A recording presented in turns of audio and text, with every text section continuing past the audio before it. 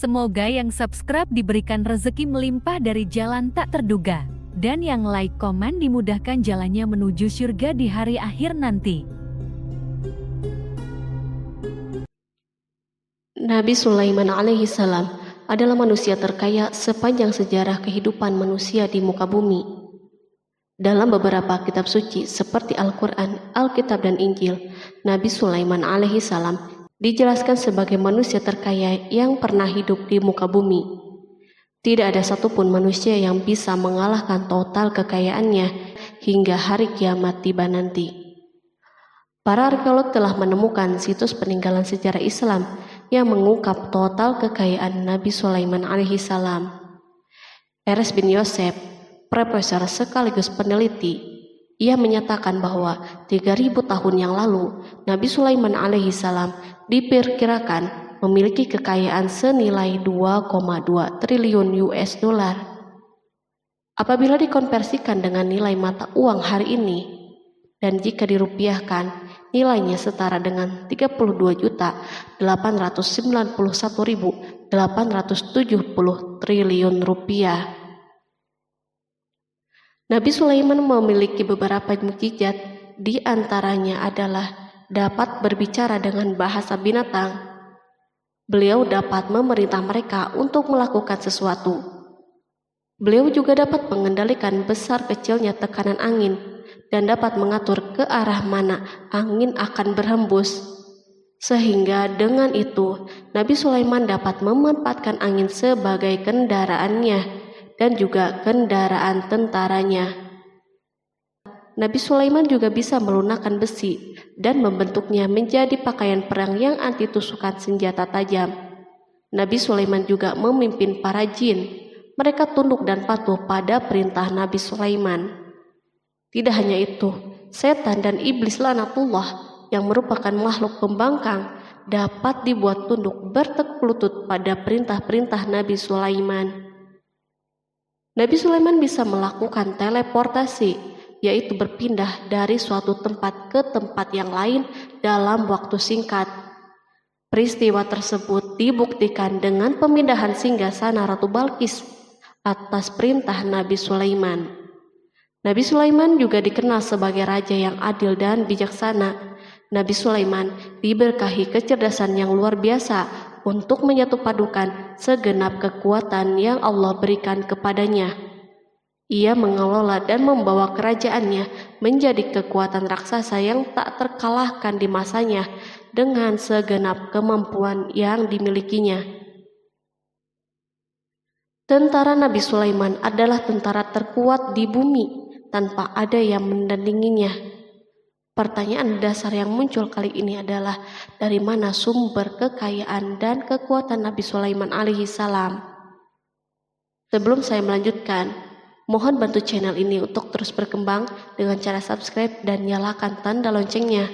Berikan komentar yang positif dan berikan like serta share video ini. Semoga semua itu menjadi nilai amal jariah karena telah membantu mensiarkan kisah-kisah Islam pada masyarakat Islam dan dunia.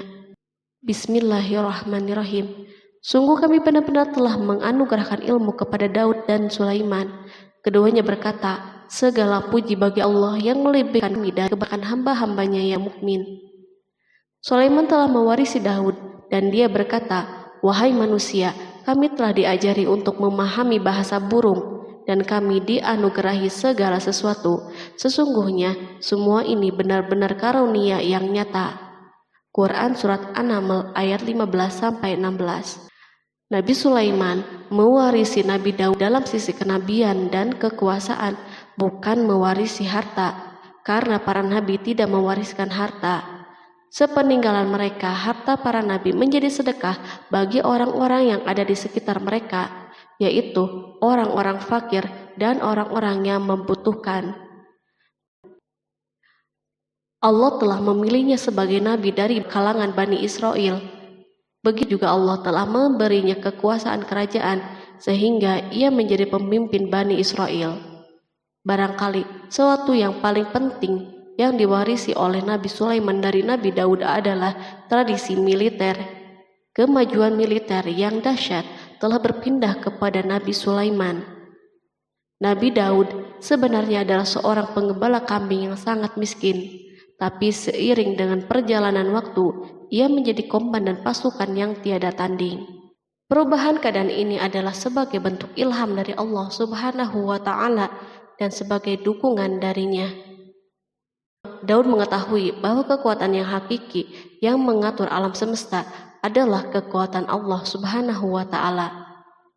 Kehadiran Nabi Daud mengubah keadaan pasukan Bani Israel, di mana mereka sebelumnya lari jika berhadapan dengan musuh, maka kini keberadaan mereka mulai diperhitungkan. Di masa hidupnya, Daud mengalami peperangan yang sangat banyak, namun Al-Quran tidak menceritakan secara terperinci akan hal tersebut. Dan kami kuatkan kerajaannya. Quran Surat Shad ayat 20. Ayat tersebut berarti bahwa Daud belum pernah terkalahkan dalam peperangan yang diikutinya. Di samping dukungan yang Allah Subhanahu wa Ta'ala berikan kepada Daud, juga pasukannya dan rakyatnya, di mana mereka adalah orang-orang yang bertauhid dan menyerahkan diri kepada Allah Subhanahu wa Ta'ala. Allah Subhanahu wa Ta'ala mengungkapkan kepada Daud hal-hal yang menjadikan pasukannya memiliki keistimewaan yang dengannya mereka dapat mengalahkan pasukan-pasukan yang lain yang ada di bumi saat itu. Allah Subhanahu wa Ta'ala berfirman, dan kami telah melunakkan besi untuknya. Quran Surat Saba ayat 10. Sebenarnya baju besi yang dibuat untuk orang-orang yang hendak berperang cukup mengganggu gerakan mereka. Kita bisa membayangkan ketika ada dua orang yang berperang, yang satunya dapat bergerak dengan bebas, sementara yang lain tidak leluasa bergerak. Namun dengan kekuasaan Allah, Nabi Daud dapat melunakkan besi dan dapat membuat darinya baju besi yang ringan. Ini adalah kemajuan penting yang Allah berikan kepada Daud dan tentaranya. Kemajuan ini kini dimiliki oleh Nabi Sulaiman. Demikianlah Sulaiman memiliki pasukan yang dahsyat yang melebihi pasukan manapun di bumi saat itu. Bahkan Allah Subhanahu wa Ta'ala menambah karunia-Nya kepada Nabi Sulaiman. Dan Sulaiman telah mewarisi Daud dan dia berkata, "Hai manusia, kami telah diberi pengertian tentang suara burung dan kami diberi segala sesuatu. Sesungguhnya ini benar-benar suatu karunia yang nyata." Quran Surat An-Naml ayat 16. Pada suatu hari, Nabi Sulaiman menengadahkan tangannya dan berdoa kepada Allah Subhanahu wa Ta'ala. Antara hati Nabi dan Allah tidak ada penghalang, tidak ada jarak, tidak ada sekatan waktu, dan tak ada seorang pun dari para nabi yang berdoa kepada Allah kecuali doanya pasti terkabul. Kejernihan hati ketika mencapai puncak tertentu, maka ia akan menggapai apa saja yang diinginkan di jalan Allah Subhanahu wa Ta'ala. Dalam doanya Nabi Sulaiman berkata, "Ya Tuhanku, ampunilah aku dan anugerahkanlah kepadaku kerajaan yang tidak dimiliki oleh seorang pun sesudahku." Quran Surat Shad ayat 35. Sulaiman menginginkan dari Allah Subhanahu wa Ta'ala suatu kerajaan yang belum pernah diperoleh oleh siapapun setelahnya. Allah Subhanahu wa Ta'ala mengabulkan doa hambanya Nabi Sulaiman dan memberinya kerajaan tersebut. Barangkali orang-orang yang hidup di saat ini bertanya-tanya, mengapa Sulaiman meminta kerajaan ini yang belum pernah dimiliki oleh seorang pun setelahnya. Ambisi Sulaiman untuk mendapatkan kekuasaan atau kerajaan adalah ambisi yang ada di dalam seorang nabi, dan tentu ambisi para nabi tidak berkaitan kecuali dengan kebenaran. Ambisi tersebut adalah bertujuan untuk memudahkan penyebaran dakwah di muka bumi. Nabi Sulaiman sama sekali tidak cinta kepada kekuasaan ataupun ingin menunjukkan kesombongan. Namun beliau ingin mendapatkan kekuasaan untuk memerangi kelaliman yang menyebar di muka bumi. Perhatikanlah kata-kata Nabi Sulaiman kepada Balqis ketika beliau berdialog dengannya. Dan ketika Balqis datang, ditanyakanlah kepadanya, "Serupa inikah singgasanamu?" Dia menjawab, "Seakan-akan singgasana ini singgasanaku, kami telah diberi pengetahuan sebelumnya dan kami adalah orang-orang yang berserah diri. Quran Surat An-Naml ayat 42. Demikianlah kata-kata Sulaiman yang bijaksana, kata-kata yang membenarkan permintaannya untuk memiliki kekuasaan dan kekuatan. Sulaiman telah mengerahkan semua kemuliaan dan kekuasaannya dalam rangka menegakkan agama Allah Subhanahu wa Ta'ala dan menyebarkan Islam. Nabi Sulaiman mewarisi kekuasaan, kenabian, hikmah ilmu dari Daud. Orang-orang menyebut Sulaiman Al-Hakim atau Sulaiman yang bijaksana. Kebijaksanaan Nabi Sulaiman tidak terbatas pada keadilannya di tengah-tengah manusia dan kasih sayangnya kepada mereka. Namun kebijaksanaan Sulaiman juga berlaku di kalangan burung dan binatang-binatang lainnya. Nabi Daud juga mengenal bahasa burung, tetapi Sulaiman dapat berbicara dengan bahasa burung. Bahkan ia dapat menjadikannya sebagai pembantunya. Ketika Nabi Daud bertasbih, maka gunung-gunung dan burung-burung serta binatang buas pun ikut bertasbih bersamanya. Bahkan angin pun berhenti untuk mendengar tasbih ini. Sedangkan Nabi Sulaiman, Allah Subhanahu wa Ta'ala memberinya karunia lebih dari itu, di mana binatang-binatang buas tunduk padanya, begitu juga angin dan burung. Allah Subhanahu wa Ta'ala berfirman, dan sesungguhnya kami telah memberi ilmu kepada Daud dan Sulaiman, dan keduanya mengucapkan, segala puji bagi Allah yang melebihkan kami dari kebanyakan hamba-hambanya yang beriman. Dan dia berkata, hai manusia, kami telah diberi pengertian tentang suara burung, dan kami diberi segala sesuatu. Sesungguhnya semua ini benar-benar karunia yang nyata. Quran Surat An-Naml ayat 15-16. Nabi Sulaiman mampu mendengar bisikan semut yang berbicara dengan sesama mereka. Bahkan ia mampu memerintahkan semut tersebut sehingga semut itu taat kepada perintahnya. Pasukan Nabi Sulaiman memiliki kekuatan yang sangat dahsyat di dunia. Belum pernah ada di dunia suatu pasukan yang memiliki kekuatan seperti ini. Kekuatan Nabi Sulaiman berasal dari beberapa kombinasi yang sangat mengagumkan, sehingga karenanya ia tidak dapat tertandingi. Kekuatan itu terdiri dari manusia, jin, dan burung. Kita mengetahui bahwa jin adalah makhluk Allah Subhanahu wa Ta'ala dan manusia tidak mampu untuk melihatnya atau menghadirkannya atau meminta pertolongannya. Sedangkan Sulaiman telah diberi Allah Subhanahu wa Ta'ala kemampuan untuk menundukkan jin. Bahkan ia mampu menjadikan mereka sebagai pekerja-pekerja kasar di kerajaannya saat itu, saat tidak ada peperangan. Ketika ada pasukan lain yang mencoba melawan pasukan ini, maka mustahil mereka akan merasakan kemenangan. Bahkan pasukan Sulaiman juga diperkuat oleh pasukan burung. Burung di pasukan Sulaiman memerankan tugas yang sangat penting, yaitu sebagai badan intelijen. Kita mengetahui bahwa peranan informasi saat peperangan sangatlah penting. Dari informasi tersebut, pasukan dapat mengetahui keadaan musuhnya. Demikianlah peranan burung pada pasukan Sulaiman. Ia terbang di tengah-tengah musuh, kemudian ia kembali kepada Sulaiman untuk menyampaikan berita tentang keadaan musuhnya. Di samping jin dan burung, Allah Subhanahu wa Ta'ala juga menundukkan angin untuk Sulaiman. Nabi Sulaiman dapat memerintahkan angin dan ia mampu menaiki angin bersama tentaranya. Pasukan Sulaiman juga terdiri dari pasukan udara pada saat di mana tak seorang pun memimpikan untuk terbang di udara. Barangkali mukjizat ini yang Allah Subhanahu wa Ta'ala berikan kepada Sulaiman menjadi sebab kejayaan militernya sehingga pasukannya tidak tertandingi. Allah Subhanahu wa Ta'ala berfirman, dan dihimpunkan kepada Sulaiman tentaranya dari jin, manusia, dan burung, lalu mereka diatur dengan tertib dalam barisan. Quran Surat An-Naml ayat 17.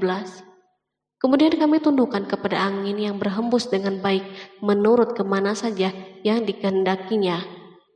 Dan kami tundukkan pula kepadanya setan-setan, semuanya ahli bangunan dan penyelam, dan setan yang lain yang terikat dalam belenggu. Inilah anugerah kami, maka berikanlah kepada orang lain atau tahanlah untuk dirimu sendiri dengan tiada pertanggungan jawab.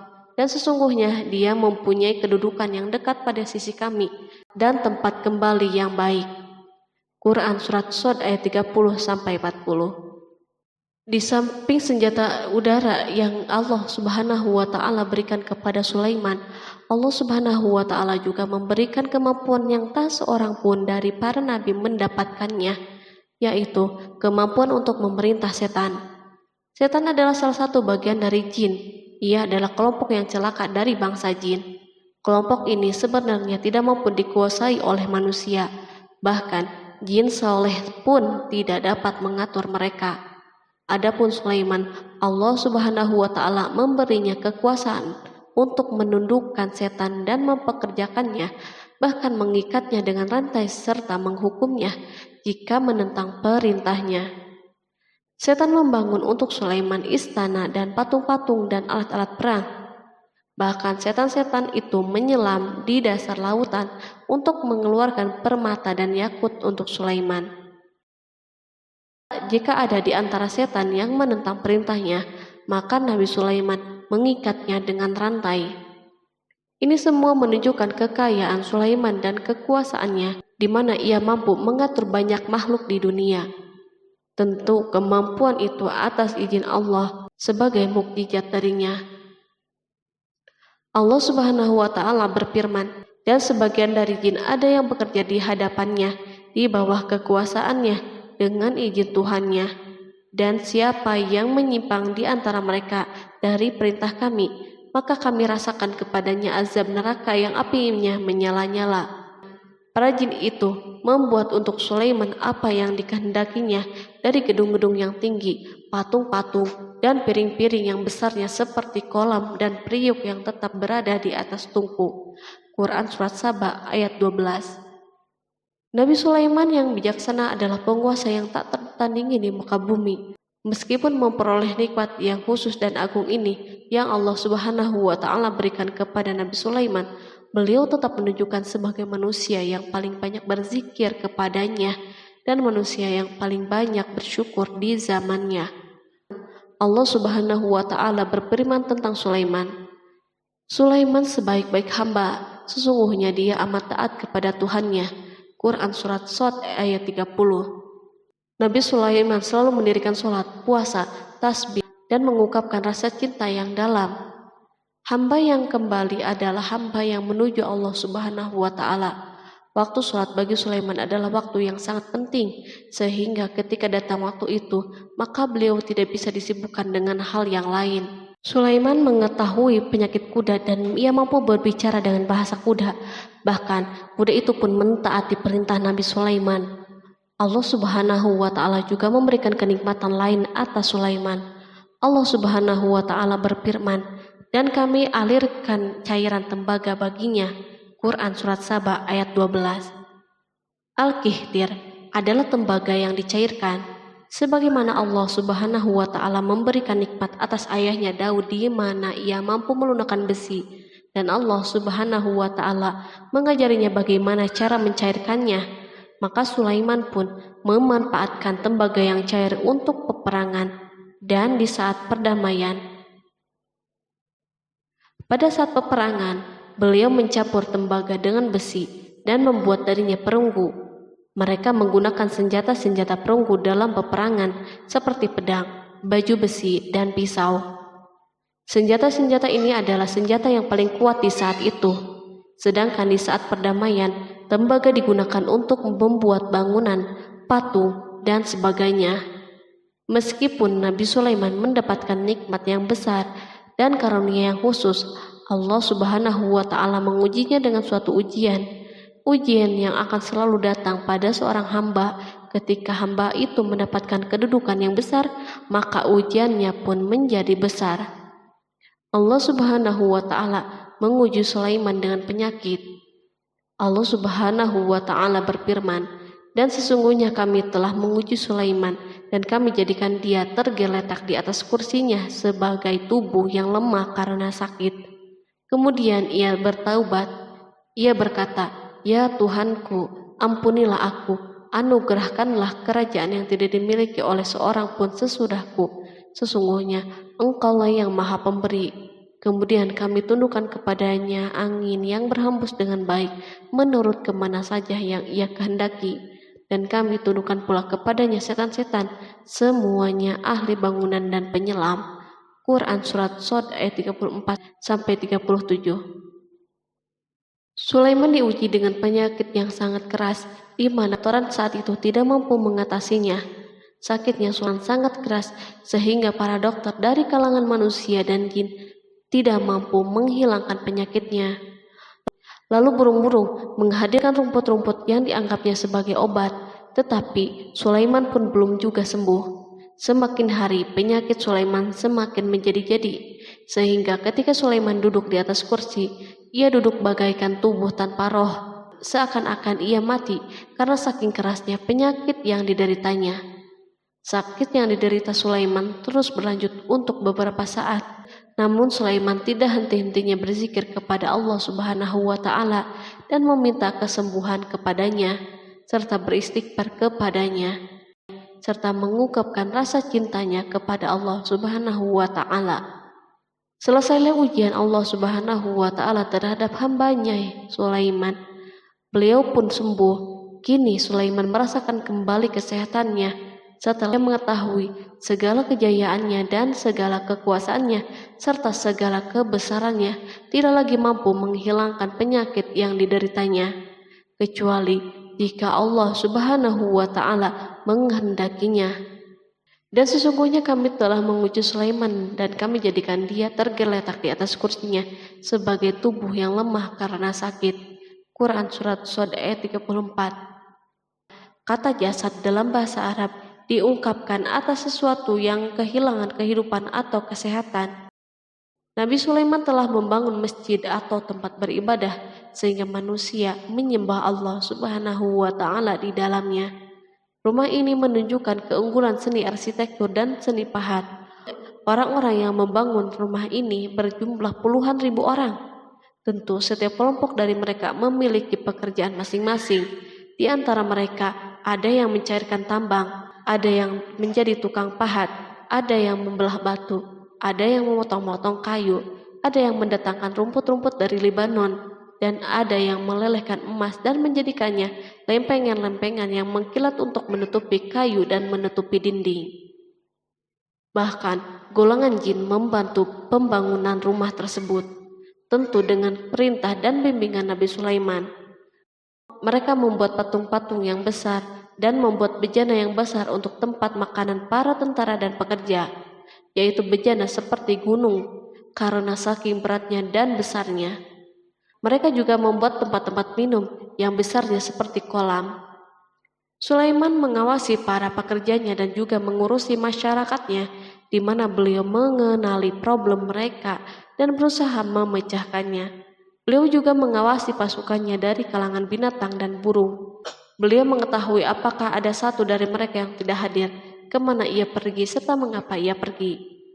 Nabi Sulaiman bukan hanya mengetahui problem tentaranya dari kalangan manusia dan tentaranya dari kalangan burung, namun ia juga menunjukkan kasih sayangnya terhadap semut, di mana beliau mendengar bisikannya dan tidak suka untuk menginjaknya.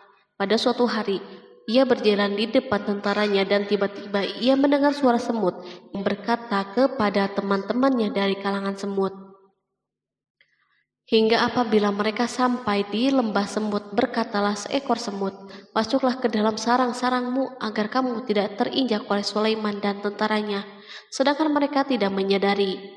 Maka dia tersenyum karena mendengar perkataan semut itu, dan ia berdoa, "Ya Tuhanku, berilah aku ilham untuk tetap mensyukuri nikmat-Mu yang telah Engkau anugerahkan kepadaku dan kepada kedua orang ibu dan bapakku, dan untuk mengerjakan amal soleh yang Engkau ridhoi, dan masukkanlah aku dengan rahmat-Mu ke dalam golongan hamba-hamba-Mu yang soleh." Quran Surat An-Naml ayat 18-19. Sulaiman mendengarkan pembicaraan semut itu, lalu beliau tersenyum karena mendengar pembicaraannya. Apa yang dibayangkan oleh semut kecil itu? Meskipun Sulaiman mendapatkan kekuasaan dan memiliki tentara yang besar, namun beliau menunjukkan kasih sayang terhadap semut. Beliau mendengar bisikannya dan melihat semut yang ada di depannya. Oleh karena itu, tidak mungkin baginya untuk menginjaknya.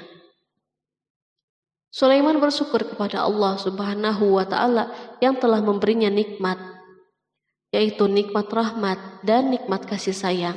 Di samping itu, Sulaiman orang yang paling kaya di dunia, di mana istananya terbuat dari kayu-kayu gaharu yang memiliki bau yang harum, dan istananya terbuat dari emas dan terkadang dari kristal.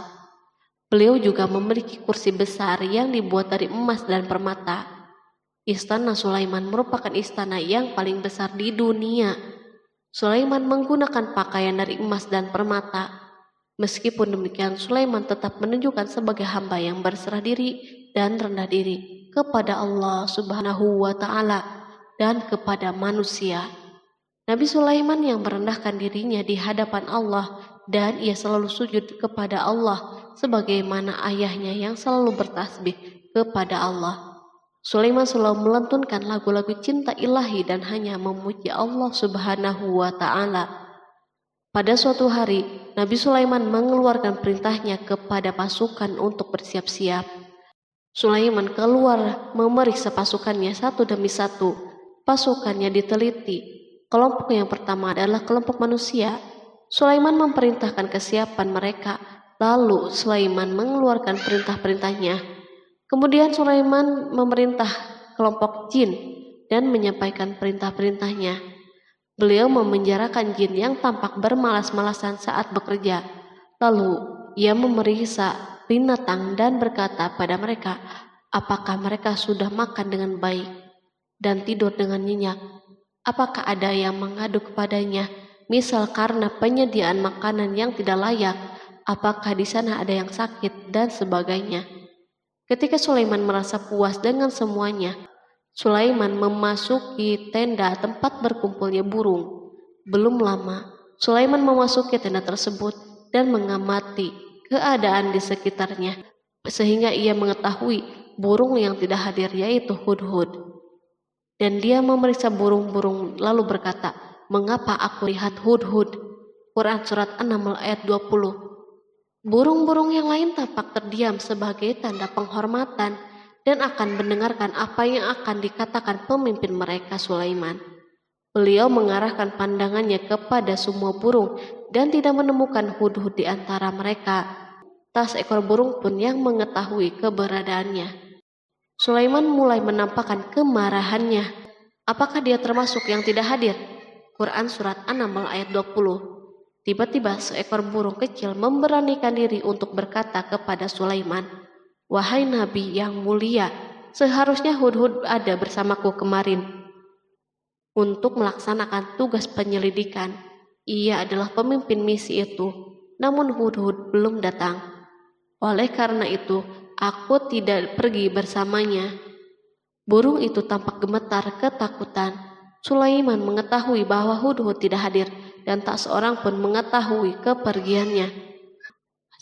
Hudhud pergi tanpa terlebih dahulu meminta izin kepada Sulaiman dan tidak memberitahu di mana keberadaannya.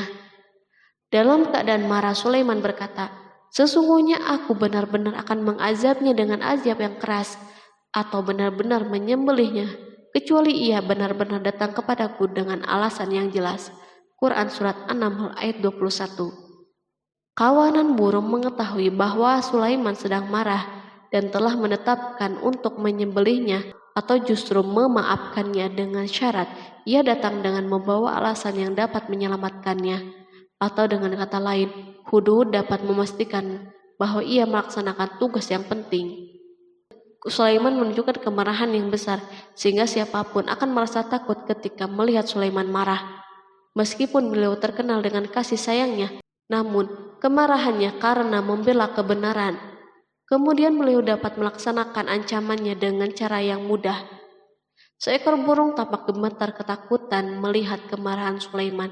Lalu beliau mengeluarkan tangannya ke burung itu dan memegang-megang kepalanya, sehingga burung itu pun merasa tenang dan rasa takutnya hilang. Sulaiman pergi dari tenda burung itu dan menuju istananya. Sulaiman masih memikirkan keadaan hudhud. Seharusnya hudhud menjadi bagian penting dari badan intelijen. Apakah ia pergi untuk menyingkap sesuatu, atau apakah ia pergi hanya untuk bermain-main? Sulaiman telah memperhatikan dan mengetahui bahwa Hudhud adalah seekor burung yang cerdik dan juga fasih berbicara.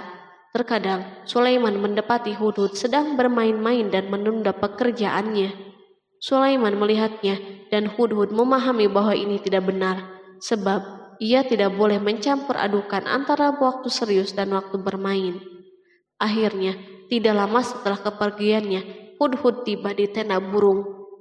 Burung-burung yang lain berkata kepadanya, "Pergilah engkau ke tempat tuan kita Sulaiman. Jika ia mengetahui bahwa engkau telah sampai, maka jiwamu benar-benar terancam."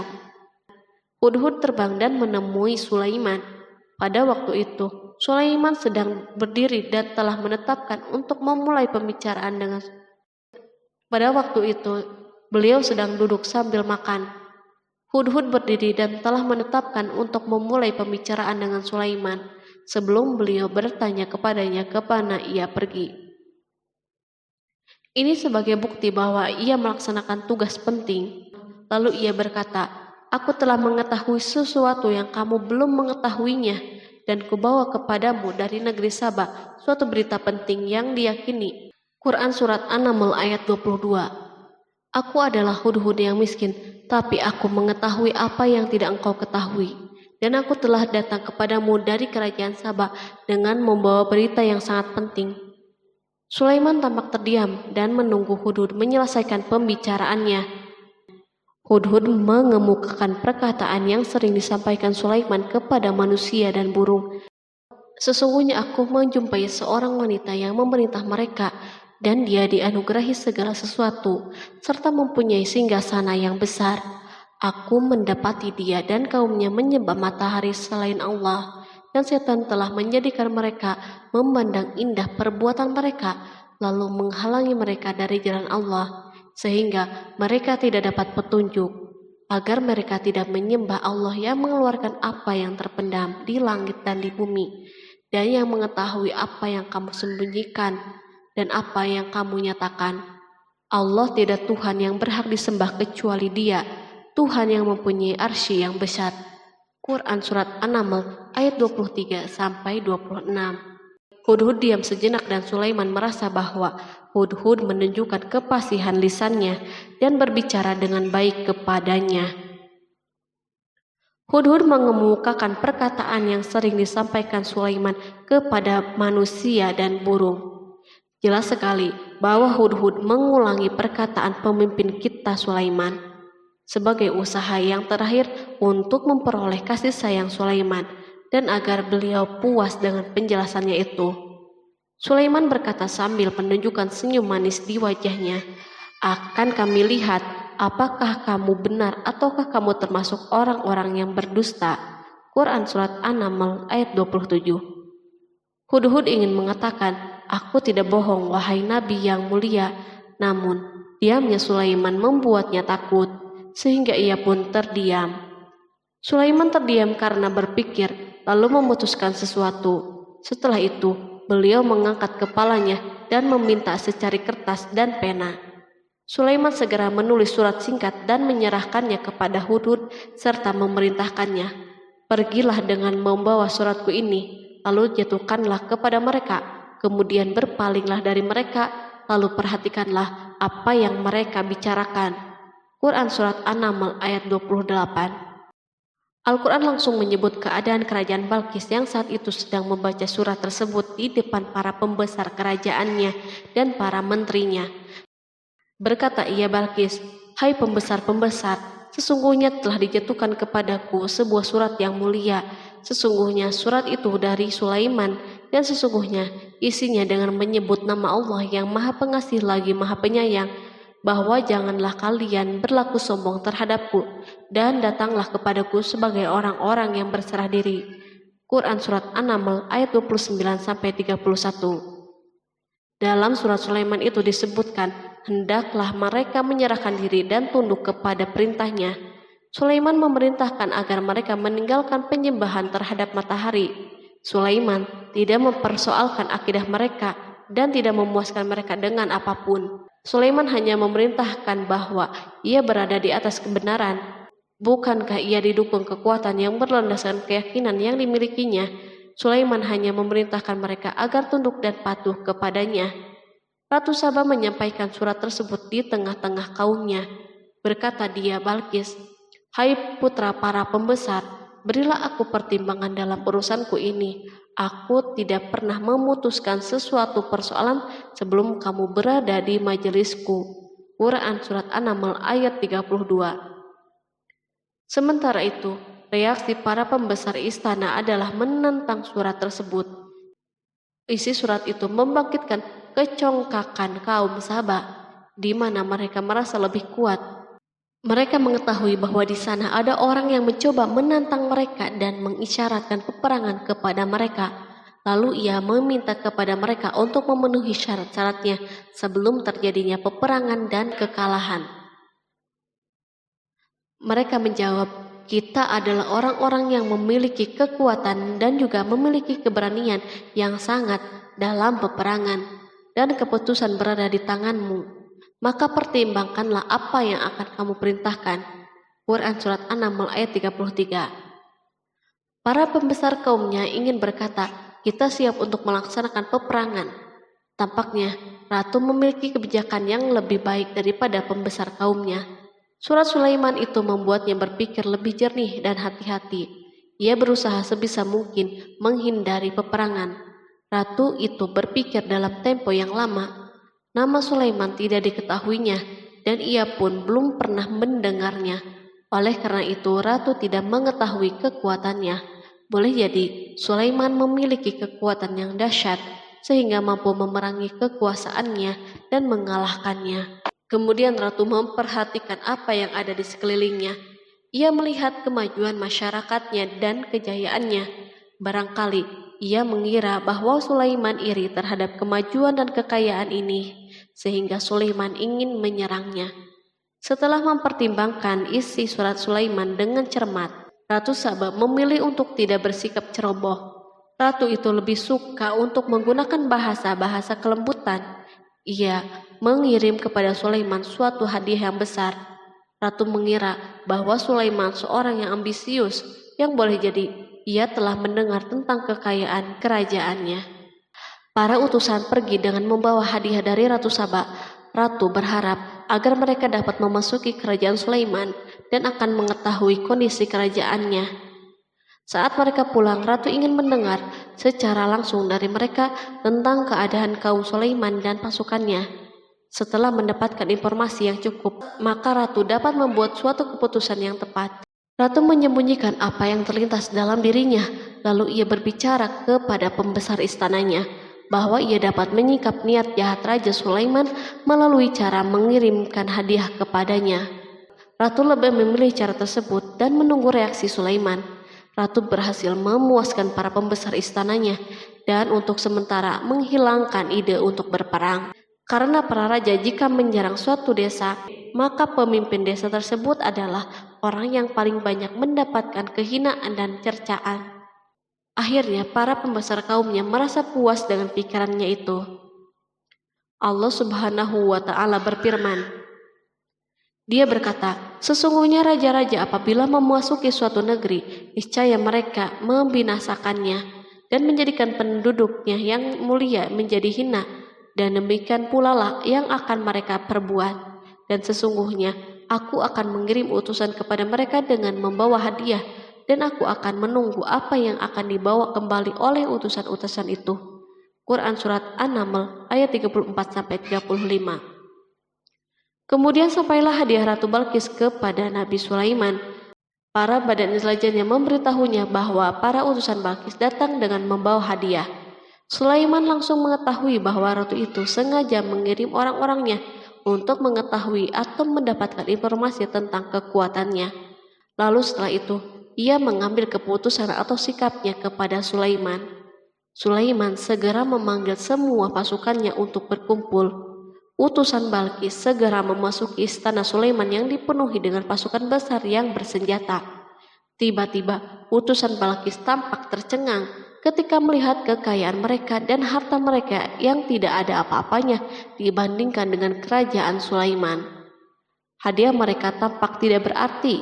Emas yang mereka bawa tampak tidak berarti saat mereka memasuki istana Sulaiman yang terbuat dari kayu-kayu pohon gaharu yang mengeluarkan bau yang harum serta dihiasi dengan emas. Para utusan Balkis berdiri bersama Sulaiman dan menyaksikan bagaimana Sulaiman mengendalikan pasukannya.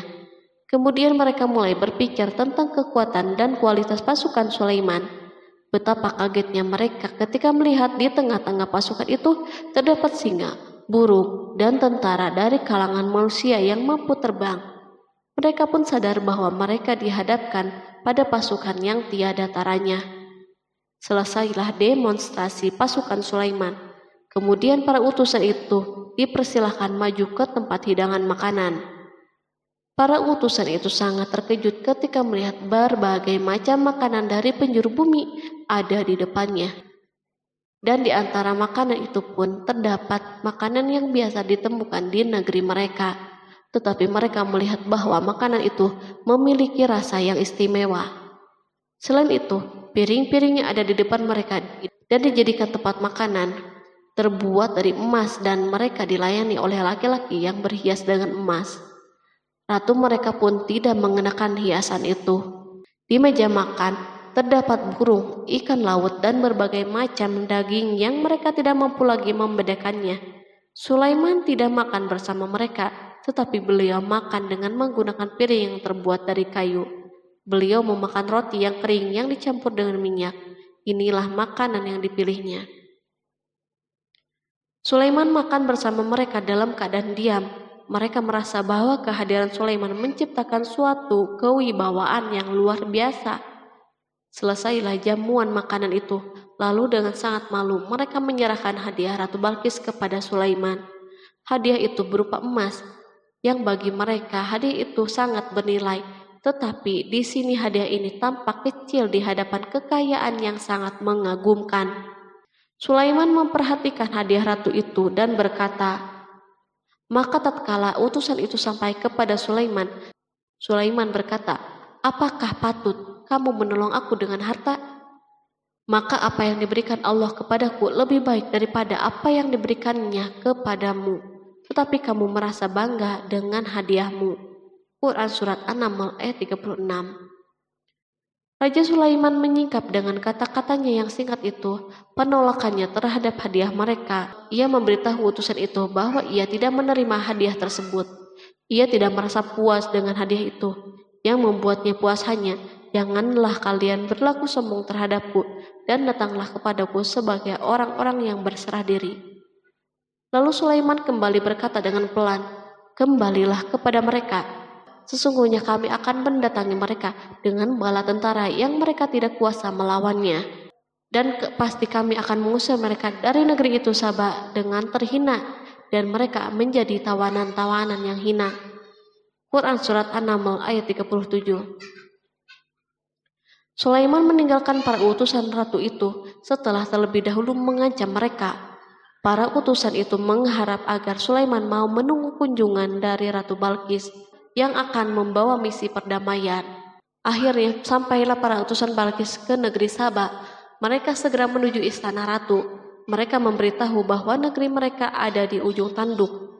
Mereka menceritakan kepada ratu kekuatan Sulaiman dan tidak mungkin bagi mereka mampu melawannya. Mereka meyakinkan Balkis bahwa ia harus mengunjunginya dan melihat sendiri. Kemudian ratu menyiapkan dirinya untuk pergi menuju kerajaan Sulaiman. Sulaiman duduk di kursi kerajaan di tengah-tengah para pembesarnya dan para menterinya, serta para komandan pasukan. Sulaiman mengetahui bahwa Balkis menuju tempatnya. Balkis dikelilingi rasa takut. Sulaiman berpikir sejenak tentang bagaimana matahari disembah. Ia memikirkan bagaimana informasi yang diterima badan intelijennya tentang kemajuan kerajaan Balkis dalam bidang kesenian dan ilmu pengetahuan. Sulaiman bertanya kepada dirinya sendiri, apakah kemajuan menjadi penghalang untuk mengetahui kebenaran? Apakah ratu itu gembira dengan kekuatan yang dicapainya? Dan ia membayangkan bahwa kekuatan adalah segalanya. Dengan kemajuan yang dimilikinya, Sulaiman ingin membuat kejutan agar ratu mengetahui bahwa Islam yang diyakini oleh Sulaiman adalah satu-satunya yang mampu mendatangkan kemajuan dan kekuatan yang hakiki.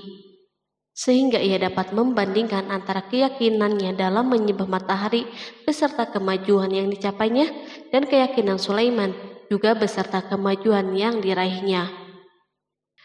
Para intelijen Sulaiman telah memberitahunya bahwa hal yang sangat disegani dan dikagumi oleh kaum Balkis adalah singgasana Ratu Balkis. Singgasana itu terbuat dari emas dan batu mulia. Singgasana tersebut dijaga oleh para penjaga yang sangat disiplin, di mana mereka tidak pernah lalai sedikit pun. Oleh karena itu, sangat tepat bila Sulaiman menghadirkan singgasananya di sini, di kerajaannya, sehingga ketika ratu tiba, maka ia dapat duduk di atasnya. Sulaiman ingin membuat kejutan kepadanya dan menunjukkan bahwa kemampuannya tersebut yang berlandaskan pada keislamannya. Sulaiman melakukan yang demikian itu dengan harapan agar si ratu tunduk kepadanya. Ide ini terlintas dalam diri Sulaiman, lalu ia mengangkat kepalanya dan menoleh kepada anak buahnya. Berkatalah Sulaiman, "Hai para pembesar, siapakah di antara kamu sekalian yang sanggup membawa singgasananya kepadaku sebelum mereka datang kepadaku sebagai orang-orang yang berserah diri?" Quran Surat An-Naml ayat 38. Perhatikanlah ungkapan pikiran Nabi Sulaiman tersebut. Semua pemikirannya berkisar tentang keislaman para penyembah matahari, tentang bagaimana beliau dapat memberikan petunjuk kepada mereka di jalan Allah. Yang pertama menjawab pertanyaan Sulaiman itu adalah Ifrit dari kalangan jin, yang Allah Subhanahu wa Ta'ala telah menundukkan mereka kepada Sulaiman. Berkatalah Ifrit yang cerdik dari golongan jin, "Aku akan datang kepadamu dengan membawa singgasana itu sebelum kamu berdiri dari tempat dudukmu. Sesungguhnya aku benar-benar kuat untuk membawanya lagi dapat dipercaya." Quran Surat An-Naml ayat 39. Sulaiman berdiri dari tempat duduknya setelah 1 atau 2 jam. Namun jin itu berjanji kepadanya untuk menghadirkan singgasana Balkis sebelum itu. Istana Sulaiman berada di Palestina, sedangkan istana Balkis terletak di Yaman. Jarak antara singgasana tersebut dan singgasana Sulaiman lebih dari ribuan mil. Barangkali pesawat yang cepat sekalipun yang kita kenal hari ini tidak akan mampu membawa dan mendatangkan istana itu dalam waktu 1 jam. Tetapi masalahnya di sini berhubung dengan kekuatan jin yang misterius. Sulaiman tidak mengomentari sedikit pun terhadap apa yang dikatakan oleh Ifrit dari kalangan jin. Tampak ia menunggu tanggapan lain yang mampu menghadirkan singgasana Balkis yang lebih cepat dari itu. Sulaiman menoleh kepada seorang yang di sana yang duduk di atas naungan. Berkatalah seseorang yang mempunyai ilmu dari Alkitab, "Aku akan membawa singgasana itu kepadamu sebelum matamu berkedip."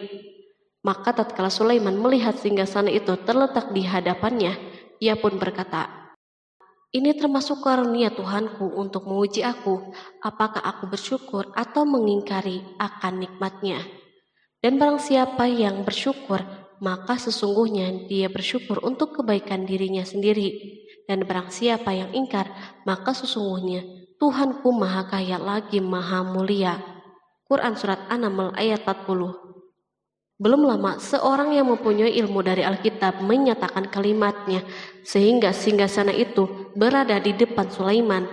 Ia mampu menghadirkan singgasana itu lebih cepat dari kedipan mata, ketika mata itu tertutup dan terbuka. Al-Quranul Karim tidak menyikap kepribadian seorang yang menghadirkan singgasana itu.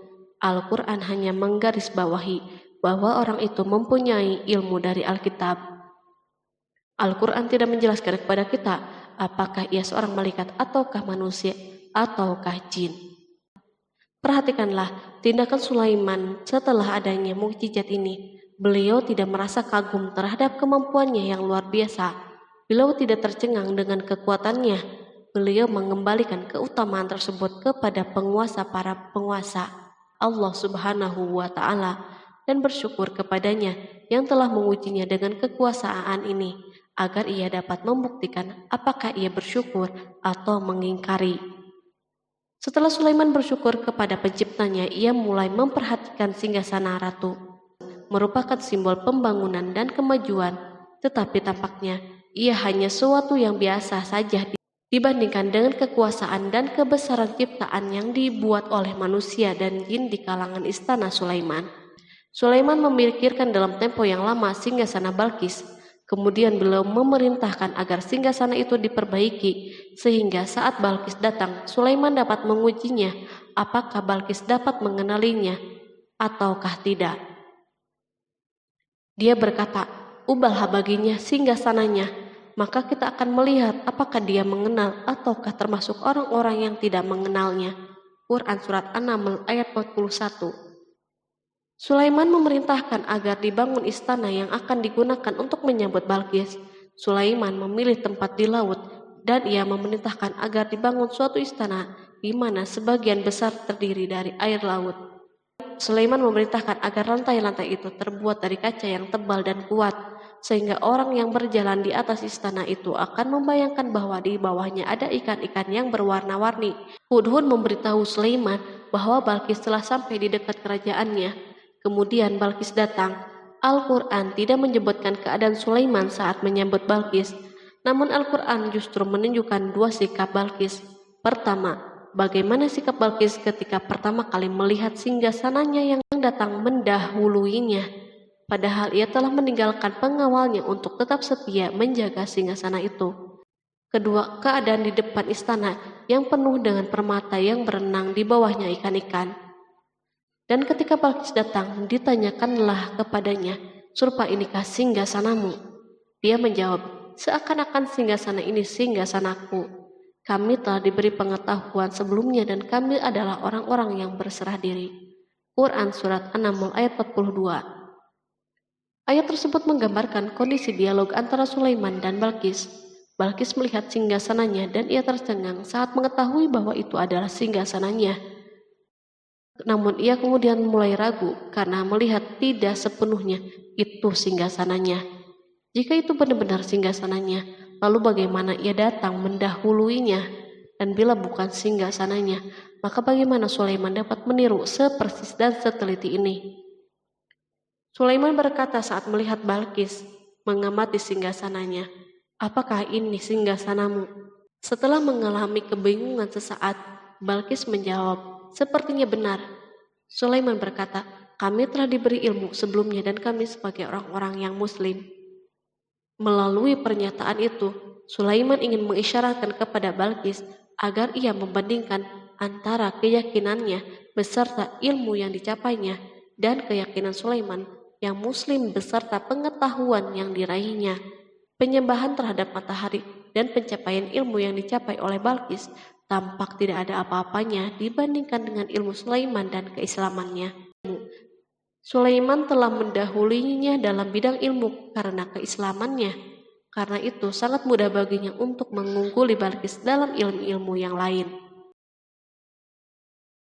Demikianlah yang diisyaratkan pernyataan Sulaiman kepada Balkis.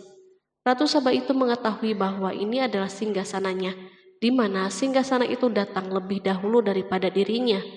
Beberapa bagian darinya telah diubah saat Balkis masih berjalan menuju tempat Sulaiman. Ia berpikir kemampuan apa yang dimiliki oleh Nabi Sulaiman. Balkis tercengang melihat apa yang disaksikannya yang merupakan buah dari keimanan Sulaiman dan hubungannya dengan Allah Subhanahu wa Ta'ala. Sebagaimana Balkis tercengang ketika melihat kemajuan dalam bidang pembangunan seni dan ilmu, maka ia lebih kagum lagi saat melihat hubungan yang kuat antara keislaman Sulaiman dan ilmu serta kemajuannya. Dan apa yang disembahnya selama ini selain Allah mencegahnya untuk melahirkan keislamannya, karena sesungguhnya dia terdahulu termasuk orang-orang yang kafir. Bergoncanglah dalam benak Balkis ribuan hal. Ia melihat keyakinan kaumnya runtuh di hadapan Sulaiman.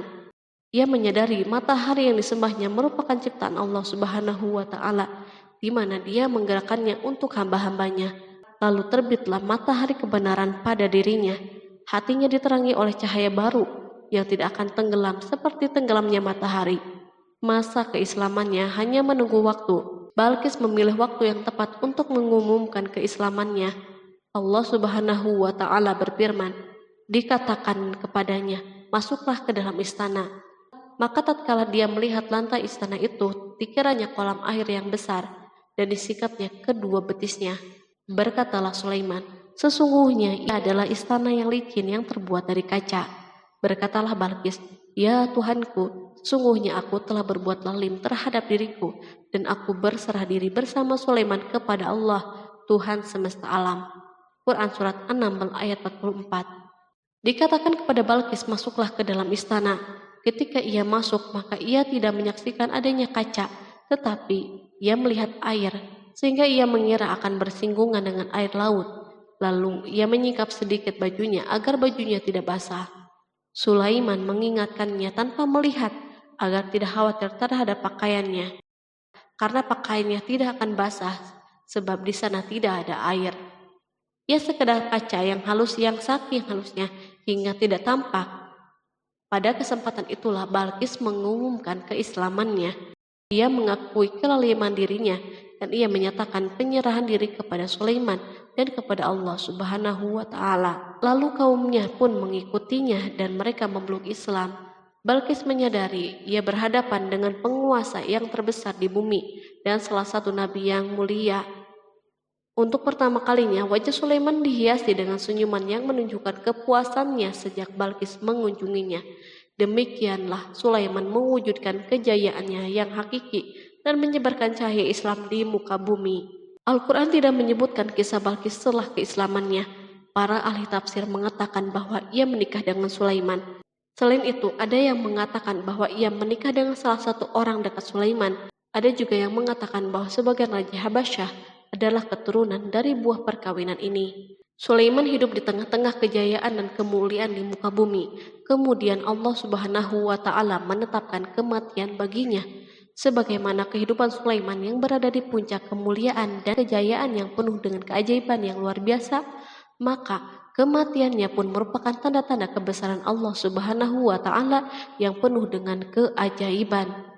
Demikianlah bahwa kematiannya sesuai dengan kehidupannya, sesuai dengan kejayaannya. Allah Subhanahu wa Ta'ala berfirman tentang kematian Sulaiman.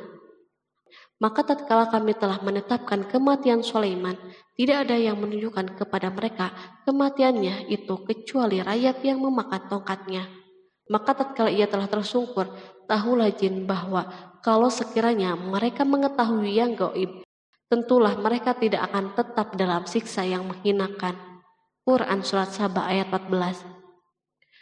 Kemampuan Nabi Sulaiman untuk menundukkan jin dan mempekerjakan mereka serta hubungan mereka dengannya, semua ini menimbulkan fitnah di tengah-tengah manusia dalam hal tertentu. Dan kematian Sulaiman merupakan batasan atau jawaban terhadap fitnah ini. Kami tidak mengetahui siapa yang mengklaim bahwa jin mengetahui hal yang gaib. Kami tidak mengetahui siapa yang bertanggung jawab terhadap tersebarnya isu yang keliru ini. Yang kita ketahui adalah bahwa hal tersebut tersebar dan mempengaruhi sebagian manusia dan jin.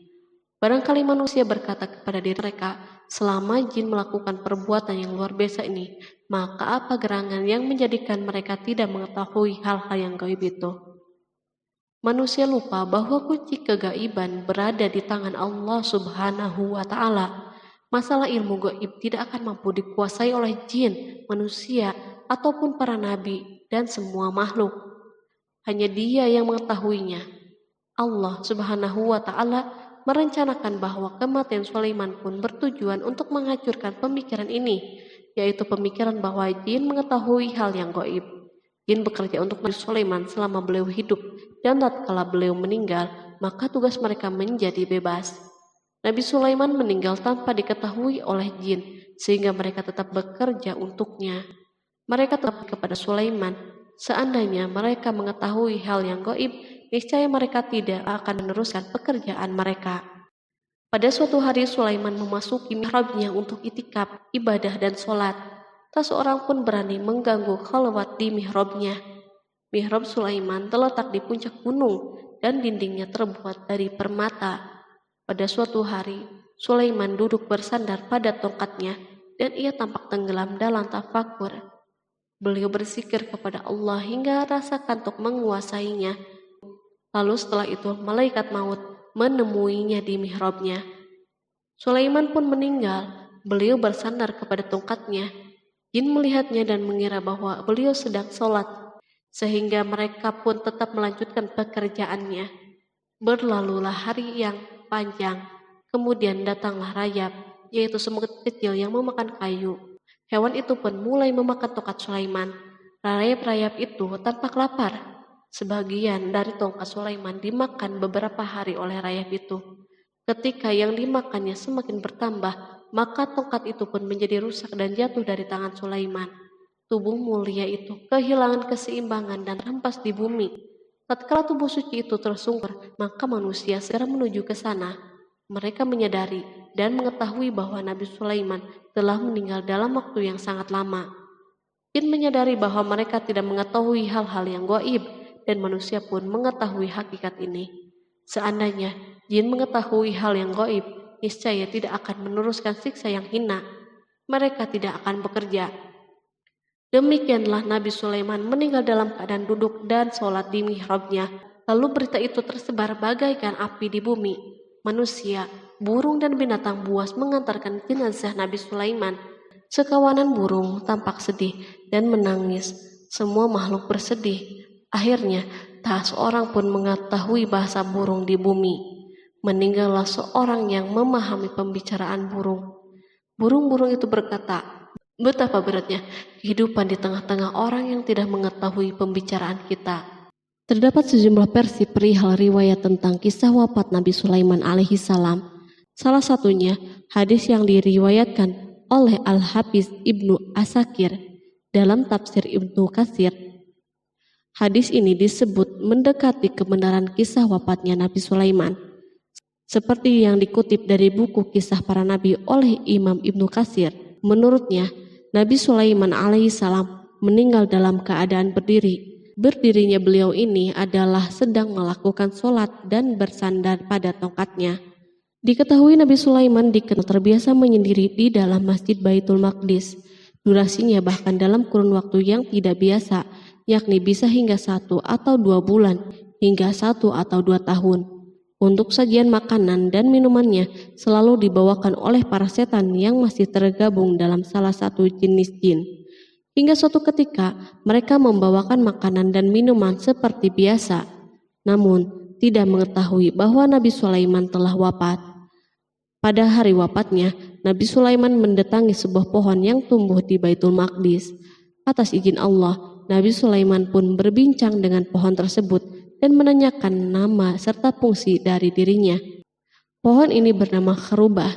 Nabi Sulaiman pun bertanya padanya, "Apakah kegunaanmu?" Pohon Kharubah ini pun menjawab, "Aku tumbuh untuk meruntuhkan masjid ini." Lalu Nabi Sulaiman pun berkata, "Allah tidak mungkin meruntuhkan masjid ini selama aku masih hidup. Itu artinya kamu tumbuh untuk mengabarkan kematianku." Lalu Nabi Sulaiman pun mencabut pohon tersebut dan menanamnya di dinding miliknya. Setelah itu, Nabi Sulaiman masuk ke dalam mihrab dan melakukan sholat dengan bersandar pada tongkatnya. Sejumlah sumber juga mengatakan tongkat tersebut berasal dari pohon Kharubah yang sempat dicabutnya sebelumnya. Kemudian Nabi Sulaiman pun menemui ajalnya hingga tidak diketahui oleh setan yang bekerja untuknya sekalipun. Kisah ini diceritakan dalam firman Allah melalui surat Saba ayat 14. Kalangan jin dan setan pun mulai mengetahui kabar kematian Nabi Sulaiman setelah rayap memakan tongkat sebagai penopangnya hingga rapuh. Nabi Sulaiman meninggal berdiri dan bersandar pada tongkatnya. Matanya dalam keadaan terbuka dan fisiknya tidak berubah bentuk. Bahkan tidak ada bau yang muncul dari jenazah tersebut. Ternyata peristiwa wafat ini merupakan jawaban dari doa Nabi Sulaiman alaihissalam sendiri. Ia pernah memohon pada Allah Subhanahu wa Ta'ala agar kematiannya dapat dijadikan pembelajaran bagi umat manusia, bahwa para jin sekalipun tidak mengetahui hal yang gaib. Bahkan mereka pun tidak mengetahui kapan mereka akan menemui ajal dan mendapatkan rezeki. Untuk itu, kisah Nabi Sulaiman yang meninggal dalam keadaan berdiri ini diharapkan menjadi pesan agar manusia tidak menjadikan setan, iblis, atau bangsa jin sebagai tempat menyembah atau teman mereka. Wallahu a'lam bishawab.